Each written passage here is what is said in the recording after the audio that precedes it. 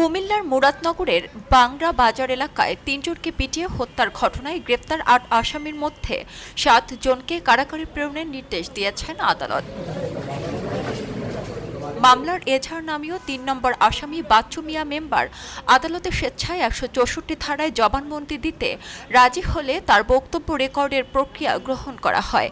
রবিবার ৬ জুলাই বিকেলে চাঞ্চল্যকর ৩ খুনের ঘটনায় ঢাকায় র্যাবের হাতে আটক ৬ জনকে কুমিল্লার আদালতে হাজির করে পুলিশ। আসামিদের জামিন নামঞ্জুর করে পাঠানোর নির্দেশ দেন ৫ নং চিফ জুডিশিয়াল ম্যাজিস্ট্রেট আদালতের বিচারক সিদ্দিক আজাদ। তার আগের দিন শনিবার সন্ধ্যায় সেনাবাহিনীর হাতে আটক ২ আসামিকে পুলিশের মাধ্যমে আদালতে হাজির করা হলে আমলি আদালত ১১ বিচারক মমিনুল হক তাদেরকে কারাগারে প্রেরণের নির্দেশ দেন। গত ৪ জুলাই বাংরাবাজার থানা এলাকার করই বাড়িতে মাদক সম্পৃক্ততার অভিযোগ এনে নিজ বাড়ির সামনে রোকসানা বেগম রুবি, তার মেয়ে জোনাকি আক্তার ও ছেলে রাসেল মিয়াকে পিটিয়ে ও কুপিয়ে হত্যা করা হয়। এই ঘটনায় রোকসানা বেগম রুবির মেয়ে রিক্তা আক্তার বাদী হয়ে ৩৮ জনের নাম উল্লেখ সহ অজ্ঞাত আরও ২৫ জনের বিরুদ্ধে একটি হত্যা মামলা দায়ের করেন।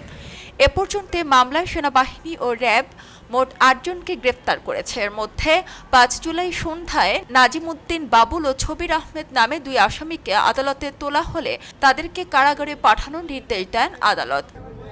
৬ জুলাই রবিবার বিকেলে র্যাবের হাতে গ্রেফতার বাচ্চু মিয়া, রবিউল আউয়াল, আতিকুর রহমান, মোহাম্মদ বায়েজ মাস্টার, দুলাল ও আকাশকে আদালতে তোলা হলে তাদের জামিন আবেদন নামঞ্জুর করে কারাগারে পাঠানোর নির্দেশ দেন।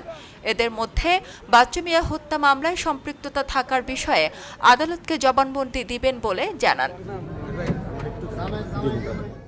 আদালতে তার বক্তব্য রেকর্ডের প্রক্রিয়া গ্রহণ করে। কুমিল্লার আদালত পরিদর্শক সাদিকুর রহমান বলেন, এ মামলায় মোট ৮ জনকে গ্রেফতার করে আদালতে হাজির করা হয়েছে। শনিবার সন্ধ্যায় ২ জনকে এবং রবিবার বিকেলে ৬ জনকে আদালতে নিয়ে আসা হয়। আদালত তাদের জামিন নামঞ্জুর করে কারাগারে প্রেরণের নির্দেশ দেন। এর মধ্যে মামলার ৩ নম্বর আসামি বাচ্চু মিয়া আদালতে স্বীকারোক্তিমূলক জবানবন্দি দেওয়ার কথা জানিয়েছেন। তার জবানবন্দি রেকর্ড করা হবে। গণপিটুনিতে যে ৩ জন মারা গেছে সেই সংক্রান্ত যে মামলা হয়েছে, এই মামলার ৬ জন আসামিকে গ্রেপ্তার করে বিজ্ঞ আদালতে সোপর্দ করা হয়েছে।